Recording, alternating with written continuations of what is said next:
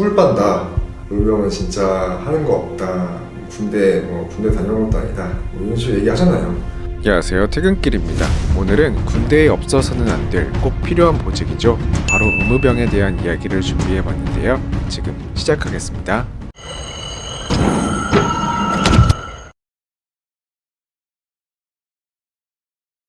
의무병은 어떤 보직인지 간략하게 설명을 해주신다면? 일단 훈련을 하다 다치게 되면 그걸 치료해주는 군의관과 간호장교를 약간 도와준다, 서포트해준다, 약간 이런 느낌인 것 같습니다. 지원하게 되신 이유가 어떻게 되시나요? 그때 당시에 약간 전문의무병이라고 나왔었거든요. 전문의무병 제도가 나왔어가지고 제가 그때 아마 봤던 그 제 느낌으로서는 약간 나중에 사회에 나와서도 뭔가 되게 이득이 있을 것처럼 저는 느낌을 받았었어요. 그때 저는 이제 간호학과니까 스펙을 쌓는다는 느낌도 있고. 그럼 일반 의무병하고 전문 의무병은 뭐가 다른 거예요? 그때 당시에 알려주는 게 전문의무병은 약간 간호학과, 방사선과 이런 애들 위주로 뽑는 게 전문의무병이었던 것 같아요. 그래서 전공 살릴 수 있는, 그냥 일반 의무는 약간 대대급에서 이야기하고 전문의무는 약간 사단이나 병원급으로 보내준다. 그때 당시에 전문의무병이 경쟁률이 좀 셌어요. 경쟁률이 세가지고 제가 봉사활동까지 했던 기억이 있어요. 의무병이 되면은 후반기 교육을 따로 이제 또 받는다고 들었는데, 후반기 교육은 어떤 식으로 이제 진행이 되나요? 교재 공부와 여러 가지 실습, 응급적인 처치, 심폐소생술이나 붕대법 다치지 않게 하면서 운반하는 방법, 나중엔 들것 같은 것도 많이 배웠고요. 그럼 이제 후반기 교육에서 배웠던 것들이 간호학과에서 배웠던 것들과 비교하면 뭐 난이도라든지 아니면 뭔가 다른 점이 있나요? 거의 비슷했어요. 거의 비슷하고, 지금 제가 막 간호학과에서 붕대법을 또 따로 배우는데 붕대법도 완전히 똑같더라고요.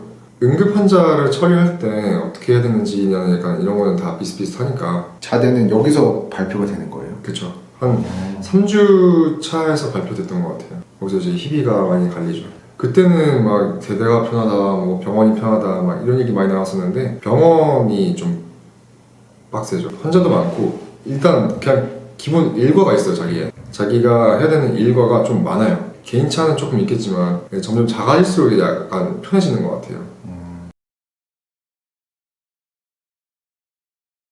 군의관, 간호장교, 응급부사관, 의무병 체계가 어떻게 되고? 군의관은 이제 진료를 보죠. 진료를 다 보고, 간호장교는 이제 주사라든지 수액이라든지 뭐 이런 것도 많이 놓고, 의무병은 그냥 모든 그 부사관과 장교들을 서포트해주는 느낌이에요. 의료 행위는 안 되잖아요. 의무병이 자격증이 없으니까. 멸균을 한다든지 필요한 물품 같은 거, 뭐 면봉, 바늘, 꺼지 이런 것들을 이제 저희가 불출받고, 이런 잡일들 많이 저희가 하죠.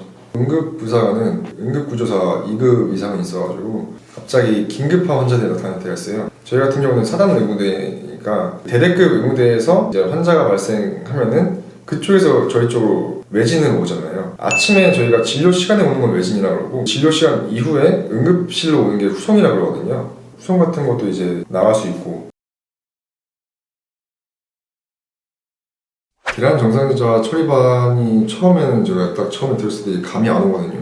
뭔 소리야, 약간 이런 느낌이 왔으니까 훈련을 하다 보면은 이제 감이 오기 시작하죠. 전투를 한다고 하면은 이제 사상자가 나올 거잖아요. 그 사상자를 이제 어떻게 처리할 것이냐, 이게 저희 의무병의 훈련 과제거든요. 옛날 같은 경우는 이제 뭐 총하고 이제 칼 가지고만 싸우니까 이런 것들 같은 경우는 되게 간단한 절차였는데, 요즘에는 좀 복잡해진 게 콜레라라든지 막 이런 걸로 이제 화학적으로 이렇게 괴롭힐 수가 있잖아요. 이런 것들을 어떻게 처리하냐에 대해서 방독면도 쓰고 막 장갑도 끼고 해가지고 막 절차에 따라서 이제 보호장구를 벗기고, 그 사람, 그 다친 사람들의 몸에 남아있는 그 화학물질들을 검사하고 소독하고, 다시 마지막 다시 가서 한번 다시 검사해보니까 남아있다. 그러면 이제 다시 와가지고 다시 처음부터 돌아가는 과정, 이런 걸 대량전산을 처리반이라고 하죠. 이 훈련을 군 생활 동안 몇 번 정도 해요?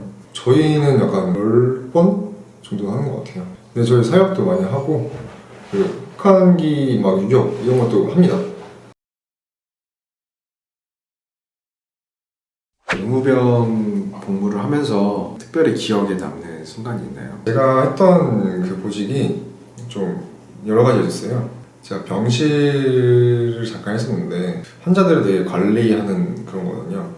열의에 띈 마음으로 하고 있을 때 되게 아파했던 사람이었어요. 비인두염 환자였던 걸로 알고 있어요. 되게 막 열도 많이 나고 저를 약간 배려하는 느낌도 나고 너무 안쓰러워가지고 그 환자를 이게 잘 치유하기 위해 최대한 노력했었거든요. 나중에 제가 한 전역하기 한 며칠 전에 그 환자가 저를 찾아왔더라고요. 아, 이제 전역할 지 얼마 안 남았네요 이러면서 말도 편하게 하고 이렇게 형동생 하면서 이렇게 얘기하는데 보람 있었다, 약간 이런 느낌이 있었던 것 같아요. 보통 사람들이 의무병은 꿀 빤다, 의무병은 진짜 하는 거 없다, 뭐 군대 다녀온 것도 아니다, 뭐 이런 식으로 얘기하잖아요. 이것도 저는 약간 케이스가 다르다고 생각하는 게 뭐냐면은 이제 병실에서 하다 보면 이게 되게 할 일이 순간적으로 되게 많아지거든요. 아침에 저희가 그 전모를 끝나고 딱 들어오면은 밥 먹고 이제 입 닦고 이제 인수인계를 씻고 막 인수인계 받기 시작하면은 환자들이 막 두루 와가지고 외진을 시작하죠. 근데 그 전에 회진을 돕니다. 회진을 두면은 막 이것저것 얘기하는 게 있어요. 다 받아 적으면서 어떻게 변하는지 막 이런 거 다 기록하는데 그 와중에 전화가 옵니다. 막 어디 부대에서 어떤 환자인데 체온이 어떻게 돼, 몇 도입니다, 막 이런 식으로 얘기하고. 근데 그 와중에 또 다른 정형외과라든지 막 이런 데서 막 입시를 시킵니다. 배드 메이킹을 하고 진짜 인플루엔자 터지면 한 30-40명 되니까 얘들이 뭐 어디 갔는지도 몰라요. 너무 동시다발적으로 일어나는 게 너무 많아가지고 너무 바쁠 때는 거의 그냥 오전 업무를 오후 한 4-5시까지 이렇게 막 이어서 할 정도로 할 일이 좀 많았었기 때문에 그런 쪽에서는 이제 좀 저희도 꿀 빤다고는 할 수 없지 않나 이런 생각이 좀 있습니다. 사회생활을 간접적으로 이제 체험하는. 네, 조금 뭐 그랬던 것 같아요. 전 개인적으로 많이 힘들어했었죠. 처음 이런 일을 해봤고. 의무병에 관심이 있거나 지원하고 싶은 분들에게 조언 한마디를 해주신다면? 간호학과 학생들이나 의료계에 종사하는 학생들이 의무병을 지원하면 되게 이점이 많죠. 왜냐하면 기본적으로 약물 같은 것도 저희가 관리는 안 하지만 환자에게 어떻게 막 약이 배부되고 어떻게 약이 처방이 되고 이게 좀 보인단 말이에요. 그러면은 약 이름이 진짜 생소하지가 않아요. 저도 간호학과 일을 하면서 뭐 암기를 하는데 처음 듣는 거는 좀 암기하기 어렵잖아요. 아무래도 약물 이름이 길기 때문에 되게 외우기 어려운 것들을 조금 이렇게 많이 눈에 띄다 보면 외우기 쉬워지는 것들. 군의관님들이랑 같이 생활을 하다 보니까 그 군의관님들이 이런 환자는 어떻게 대처하는구나 이런 것들을 많이 배울 수가 있죠. 그런 쪽에서 이제 인맥 쌓아가는 것도 나쁘지 않은 것 같아요. 군의관님들과 친해질 수 있으면 더 좋은 거고, 그거 아니어도 병사들도 간호사 형들도 이제 간호사 형들은 되게 많고 간호사 동생들도 많고 이런 게 되게 나중에 힘이 되겠죠. 지금까지 의무병에 대한 이야기를 해봤는데요. 개인적으로 의무병 하면 단순한 업무만을 생각했었는데 대량 전상자 처리 훈련이나 전문 의무병 등 되게 편제도 다양하고 훈련들도 만만치 않다는 사실을 알게 되었네요. 오늘도 고생하시는 의무병과 분들에게 응원을 보내며 이상 퇴근길이었습니다.